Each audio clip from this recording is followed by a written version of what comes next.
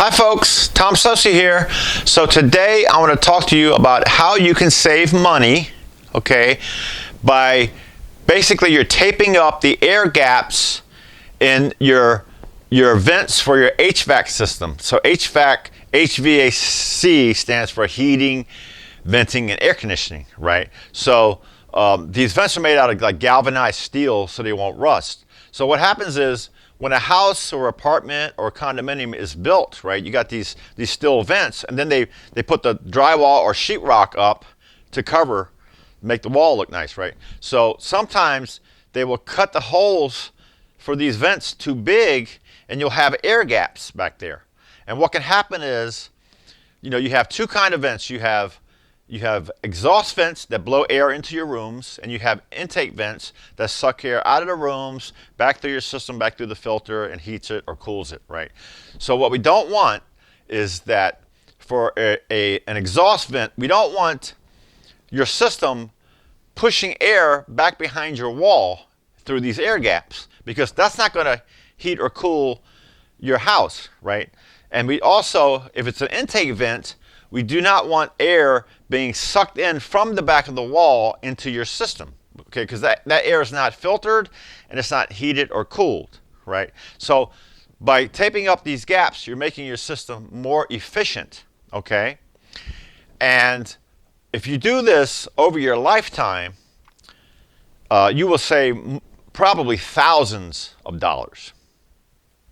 So folks, in order to do this, you're going to need three things.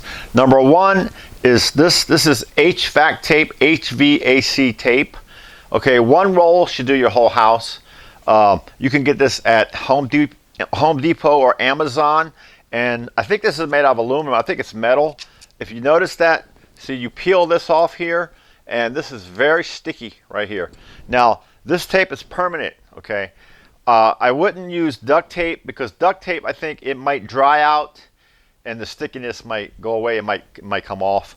Now, before you put this tape on the vent, I would wipe it off with a damp paper towel, just to make sure you have a nice clean surface for the tape to stick to. The second thing you're going to need is a Phillips head screwdriver or a 1/4-inch socket, okay? Now, you can get you got to be careful about the screwdriver though, because if the screws are really tight, you might strip out the screws. So it's probably better to use the 1/4-inch socket. You can get a nut driver. It's like a screwdriver with a socket head, a 1/4-inch head. So I would recommend a 1/4-inch nut driver over a screwdriver. And the third thing you're going to need is time. I would estimate that it's going to take you 10 to 15 minutes per vent. Now keep in mind, your house may have 25 vents. Some vents are going to be on the ceiling, some vents are going to be on the floor, and some vents are going to be on your walls. What I would do, I would recommend doing one vent per weekend.